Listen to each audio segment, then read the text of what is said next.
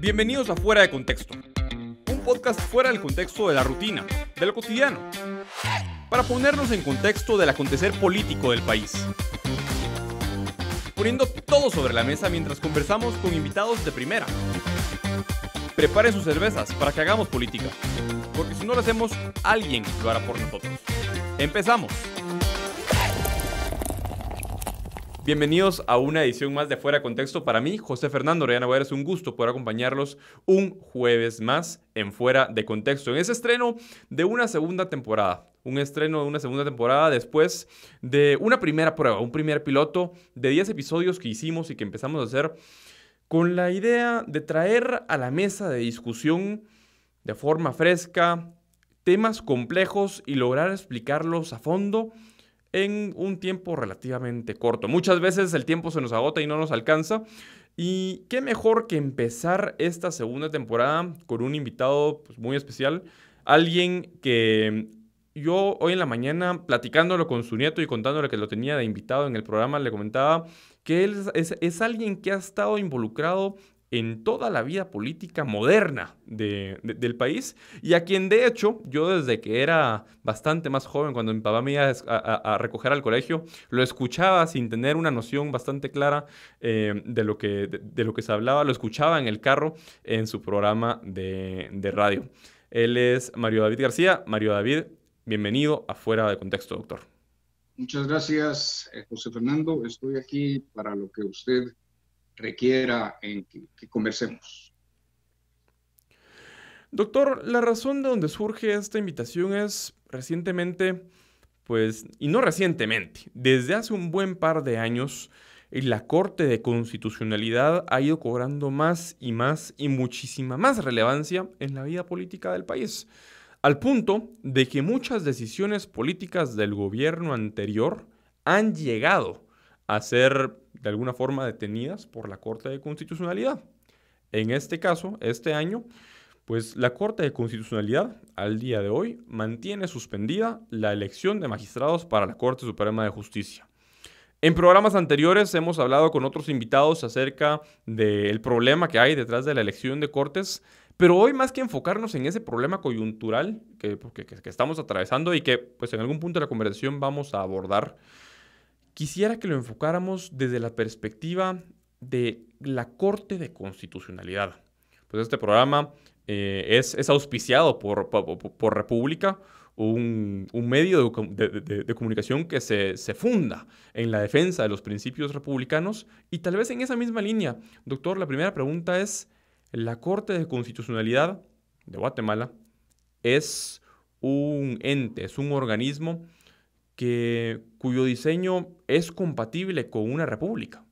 No, absolutamente no, radicalmente no. Lamentablemente nosotros hemos tenido una muy deficiente preparación académica, educativa, y eso ha permitido que nosotros mismos nos desdigamos de nosotros mismos. La República tiene 2.500 años de existencia. Se la debemos como legado a los romanos, que hartos del absolutismo monárquico, de los abusos cometidos por Tarquino el Soberbio en el 509 antes de Jesucristo, derrocaron la monarquía y establecieron una división de poderes a la que llamaron res pública, o sea, el asunto de todos, para precisamente no otorgar demasiado poder en unas solas manos. En aquel momento se eligieron dos gobernantes que, por ser dos, eran colegas y por lo tanto derivaron en el nombre de cónsules con el paso del tiempo. Empezaron como pretores. Pero lo más importante aquí es el límite al ejercicio del poder, que es la visión republicana. Luego, un gran salto en el tiempo para el constitucionalismo.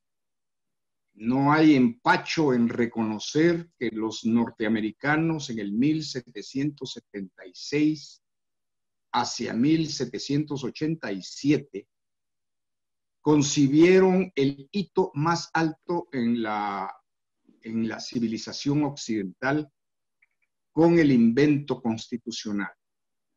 Se habla de constituciones, incluso Aristóteles lo hizo, respecto de la Hélade, o sea, del conjunto de ciudades-estado griegos, pero eran equivalentes semánticamente a estructuras político-jurídicas, no la constitución como surge a partir del 5 de enero de 1776 con la constitución escrita primera de la colonia llamada New Hampshire. Luego vienen otras colonias haciendo lo mismo, lo propio, hasta derivar en una constitución federal que las agrupara a todas. Y esto es realmente interesante porque no se hace un diseño perfecto antes, sino se va perfeccionando sobre la base de ideas razonables, inteligentes, novedosas y sobre todo libertarias. Los norteamericanos en su visión constitucional atraparon el espíritu romano de la República, o sea, imponiendo límites al ejercicio del poder de quien fuera gobernante. Por supuesto que anclaron los elementos para desarrollar su idea constitucional, incluso muchísimo antes, 2200 años antes de la propia, del propio establecimiento de la República Romana, con el códigos de Hammurabi y otros tantos códigos de ley escrita. La ley escrita es fundamental para otorgar seguridad jurídica y certeza en la disposición y en el límite a la arbitrariedad de quien tiene el poder y juzga. Cuando en la Constitución de 1986 se establece el Tribunal Constitucional, se hace por una serie de presiones externas que los guatemaltecos que jugaron papeles políticos protagónicos en esa fecha no supieron defenderse en usufructo de la soberanía guatemalteca. Y se dieron. Nos vino de España, de la Constitución de 1978 española. Los guatemaltecos, ingenua, cándida, inocentemente y también estúpidamente, pensaron que por ser la madre patria podían abrevar en fuentes jurídicas españolas, sin entender que nosotros hemos sido desde 1823 una república. De ahí que usted incluso encuentra dislates y expresiones absurdas. Hubo una hace 2, 3, 4 días del propio Ejército Nacional recordando a Rafael Carrera como fundador de la República de Guatemala. Y esa es la mayor estupidez que se pueda decir y es perniciosa, porque desdice de nuestros orgullos nacionales. La República Centroamericana, obviamente incluyendo a Guatemala, se establece, se funda aquí en la capital guatemalteca el 1 de julio de 1823, cuando se declara la independencia real, no la pantomima del 15 de septiembre, y además se establecen y se decretan las bases constitucionales de la federación. Un año después se decreta la Constitución de la Federación de Provincias Unidas de Centroamérica. Y al año siguiente, en 1825, en diciembre, se decreta la Constitución del Estado de Guatemala, que es Estado republicano. Algo que yo ponía a mis alumnos en maestría y doctorado, imagínese usted, era a contar cuántas veces en los 3 documentos constitucionales fundantes de Centroamérica y de Guatemala en particular aparece la palabra república. Entonces no hubo ulteriormente una fundación de lo que ya estaba fundado. Ahora sí, lo que Rafael Carrera hizo fue fundar la triste tradición de las dictaduras. Y fue el primer dictador que tuvo Guatemala. Doctor, creo que eso es un excelente recuento histórico. De hecho, cuando le hice la pregunta no me esperaba esta respuesta, pero creo que es un excelente recuento histórico de dónde surge la noción de un tribunal constitucional. Y perdona que lo interrumpa, pero es que el tiempo nos está corriendo un poco. Pero en esa misma línea de lo que usted menciona, pues la Constitución y el constitucionalismo como tal surge y a muchos se les ha olvidado recientemente, más por la naturaleza de nuestro diseño constitucional, que las constituciones precisamente surgen como mecanismos para limitar el poder. Triste pensar en un ejemplo, por ejemplo, valga la redundancia, como el de Chile, que actualmente, a mi juicio, están a punto, o cometieron, de hecho, uno de los suicidios constitucionales, políticos y jurídicos más importantes de su época reciente, después de la dictadura de Augusto Pinochet, a la hora de pues, decidir por la vía de la democracia el cambiar su constitución.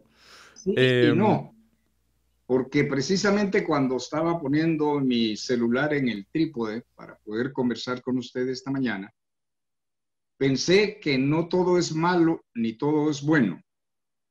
La constitución de Pinochet era una constitución nacida de un golpe de Estado contra el absolutismo comunista de Allende, pero tuvo un enorme defecto para que usted vea y evalúe lo que las consecuencias de la ignorancia. Introdujeron un tribunal constitucional que es absolutamente, la idea es absolutamente contraria a la república y al constitucionalismo. El constitucionalismo vigila las leyes y los actos de gobierno en control difuso, no concentrado.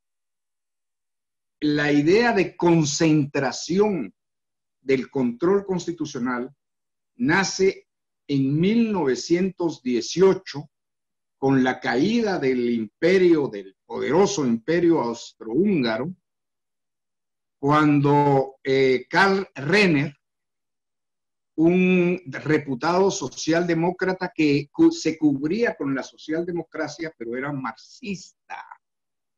Es más, le doy un dato importante. Al final de la Segunda Guerra Mundial,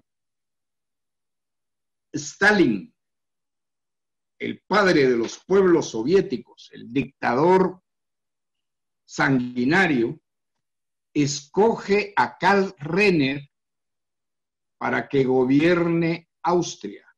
Y eso hace que sea mínima la intervención física del ejército rojo en Austria, en lo que quedaba del imperio austrohúngaro.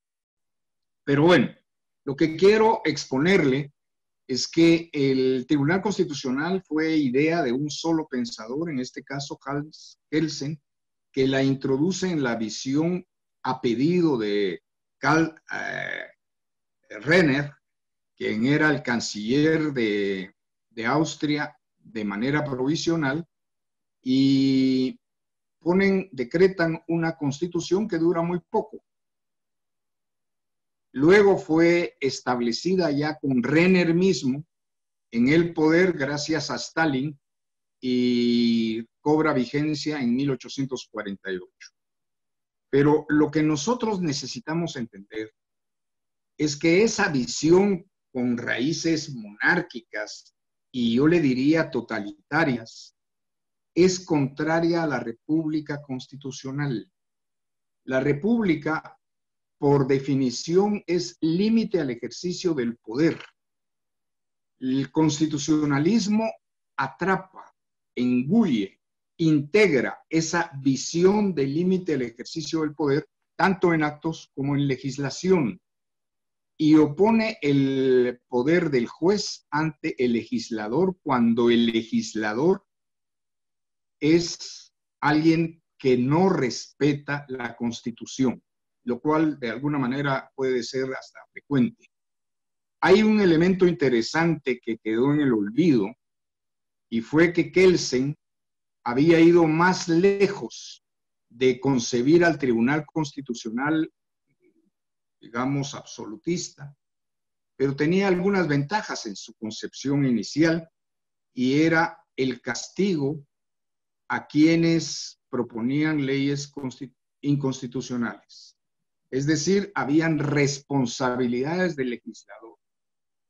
Otro elemento que es vital y que usted va a entender fácilmente es que en la concepción primaria de Kelsen, la Corte de Constitucionalidad del Tribunal Constitucional no era un órgano jurisdiccional, es decir, no dictaba el derecho, no decretaba fallos. Era una Cámara Alta legislativa negativa, con la única potestad de poder expulsar del orden legal cualquier norma que contradijera la Constitución. Esos dos elementos son interesantes. A mí me seduce el hecho de la visión kelseniana de que cualquier legislador o cualquiera que cometiera un atentado contra la Constitución tuviera la responsabilidad penal de ese acto. Y esto, como usted también sabrá, tiene anclaje en la visión jurídica griega con el grafé paranomón.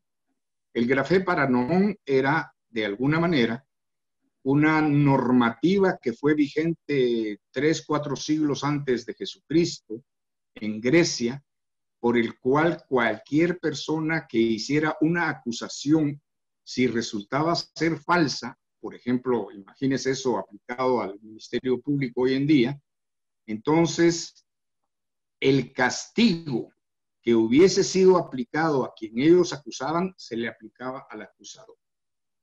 Y en esa visión también quien promoviera leyes contra la Constitución, contra la estructura jurídica, también padecía ese mismo destino. Y estas cuestiones son realmente importantes. Cuando se introduce una Corte de Constitucionalidad en Guatemala, se vio incluso como un gran avance, y es por pura ignorancia. Yo he sostenido incluso en cátedra reiteradamente que los latinoamericanos tenemos una historia de constitucionalismo que los europeos no pueden acreditar. Y he afirmado una y otra vez de manera enfática que los europeos no terminan con entender el constitucionalismo por su mentalidad monárquica.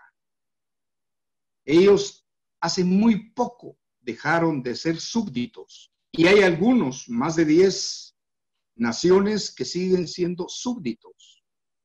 Nosotros en las repúblicas, porque somos y nos reconocemos seres humanos libres, nos damos una constitución. En las monarquías es el monarca quien graciosamente otorga una constitución a su pueblo. Pues bueno, ya yo creo que ya va sentando muchas de las bases históricas, más de las bases históricas, los antecedentes históricos del Tribunal Constitucional. Mencionaba usted que el problema acá está en que al final es ese poder concentrado que se le reconoce a la Corte de Constitucionalidad. Entremos al Tribunal Constitucional guatemalteco, a la Corte de Constitucionalidad. Pues uno pensaría, bueno, sí, la Constitución de una forma muy poética dice, pues, y de ahí se ha agarrado la Corte de Constitucionalidad, lamentablemente en muchas ocasiones, en algunas ocasiones para bien y en otras para mal, pero precisamente lo malo es esa arbitrariedad. Se agarran los magistrados de la Corte de Constitucionalidad del hecho de que la Constitución, de forma poética mencionaba, los reconoce como garantes del orden constitucional, como los máximos garantes del orden constitucional. Cuando uno lo piensa así, pues uno dice, bueno, sí, es igual a la Corte Suprema de Justicia de los Estados Unidos. Naturalmente, tiene serias diferencias una Corte de Constitucionalidad guatemalteca con una Corte Suprema de Justicia de los Estados Unidos. En ese sentido, ¿cuáles son esos defectos que en concreto a nivel nacional tiene la Corte de Constitucionalidad que han derivado en que, pues, más que ser esa salvaguarda del orden constitucional, muchas veces terminan siendo y han terminado siendo los que están minando las bases de ese orden constitucional, están minando las bases de la República y se han terminado de convertir en meros actores políticos a los cuales distintos grupos de interés fácilmente han logrado cooptar para sus fines? Sí, o forman parte de esos grupos, Claro. ¿verdad? Y hay una colusión que es evidente. Mire, uno aprende por el estudio precisamente, y usted no me dejará mentir en este aspecto, que los monopolios son perniciosos. El monopolio de la persecución penal es pernicioso. Ha habido un sistemático ataque contra la propiedad privada, contra la visión de derecho privado, haciendo prevalecer supuestamente en beneficio colectivo el derecho público. Cuando se concentra en un grupo de 10 personas la garantía del respeto constitucional, usted lo que encuentra en la realidad es que estas 10 personas, como fueron los desenvíos en la redacción de las 12 tablas allá en Roma del siglo IV, V, usted encuentra que abusa. Realmente la señora presidenta de la Corte de Constitucionalidad actual va a pasar a la historia porque evidenció lo que se puede hacer con un poder absoluto, que no es constitucional ni republicano. Y todo el mundo ha tenido temor cuando era muy sencillo terminar con esto porque son flagrantes delitos los que se han cometido y hay una solución en pérdida de inmunidad ipso facto cuando se descubre la comisión de un delito en flagrancia. Bueno, yo le diría que en este momento la Corte de Constitucionalidad debe ser revisada y hacía alusión a lo de Chile. Ellos van a redactar una nueva constitución. Me parece que fue absurdo el camino, porque fue producto de desórdenes. Fue producto de una insurrección que va más allá del ejercicio de ciudadanía. Sin embargo, es una oportunidad de oro para quitar el Tribunal Constitucional. Que vaya usted a preguntar por qué. En la Constitución decretada durante el gobierno de Pinochet fue insertada, fue incluida cuando es totalmente una institución antirrepublicana. Entonces, de lo malo puede sacarse algo bueno, como es la eliminación de un tribunal que jamás debió de haber estado en una constitución, que es el mismo problema de la CICIG. Claro. En principio, cuando se habló de la CICIG, se dijo no es posible injertar en el orden constitucional guatemalteco una institución de esta índole. Entonces empezaron con el caballito de batalla muy hábil y yo diría atrevida, audazmente utilizado, de que quienes se oponían eran los que defendían o eran corruptos o defendían la corrupción. Falso. No hay, dele una constitución a cualquier persona para que encuentre un artículo que permita injertar una institución como la CICIG en el orden legal guatemalteco. No hay. Aquí no lo van a encontrar. Lo mismo, en el orden constitucional republicano no puede haber un órgano que monopolice la interpretación constitucional. Es sabiduría de siglos haber dispersado en todo el andamiaje judicial el conocimiento y la potestad para decretar justamente ese control necesario de la constitucionalidad de actos y leyes, actos de gobernantes y leyes. Y usted que está cercano al estudio de esta temática, sabe que incluso el aspecto constitucional se ha querido subsumir en el derecho administrativo, lo cual es otro absurdo. El constitucionalismo está por encima de todo.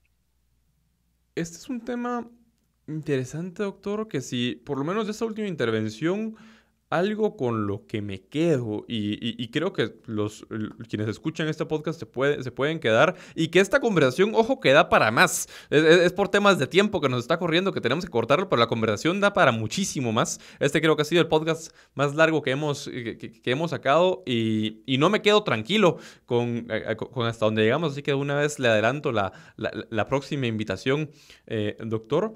Pero el tema se puede resumir, esta última parte, en eso a lo que Friedrich Hayek sabiamente llamó el problema del conocimiento. El hecho de considerar que una sola persona o un solo grupo de personas tienen todo el conocimiento para ordenar una sociedad. En este caso, que tienen todo el conocimiento para, pues, determinar e interpretar a su criterio, de una forma en la cual usted bien mencionaba, la imparcialidad no es la norma y no puede ser la norma. Y que, ojo, en el caso de los Estados Unidos, ese es uno de los más claros ejemplos. Ahorita con el nombramiento de la última magistrada, de la última integrante de la Corte Suprema de Justicia de los Estados Unidos, algo que estuvo sobre la mesa y que estuvo sobre la mesa con los dos nominados anteriores de Donald Trump para la Corte Suprema de Justicia, fue el tema de la ideología y las inclinaciones y la postura ideológica de la magistrada, porque se reconoce, en vez de considerar y tener una especie como de velo de ignorancia e intentar pensar que las personas pueden ser imparciales completamente en todos los momentos de su vida, se reconoce y se parte del hecho de que, pues, un magistrado puede tener una inclinación más conservadora o una inclinación más liberal, pero liberal en el sentido americano. Mario David, por mí podríamos seguir comenzando, doctor, pero tenemos que pasar a la parte que más me gusta de los programas. Es la parte en la cual hacemos las preguntas fuera de contexto a los invitados, que son preguntas relacionadas con la coyuntura que vivimos, pero que no tienen nada que ver con el programa. Así que, ¿está listo?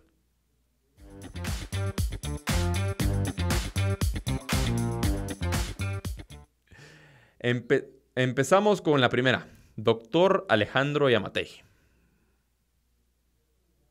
Oportunidad que se está perdiendo. Los 135 millones de quetzales que se desaparecieron de la Dirección de Caminos. Absurdo. De repente son los que aparecieron en Antigua, por cierto. Vacunación obligatoria. Delicado porque la salud es la salud, pero nada de coerción.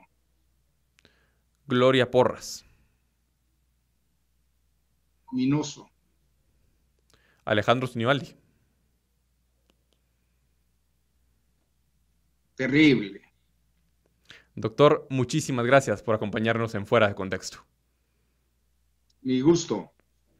Nos vemos la próxima semana en el mismo lugar.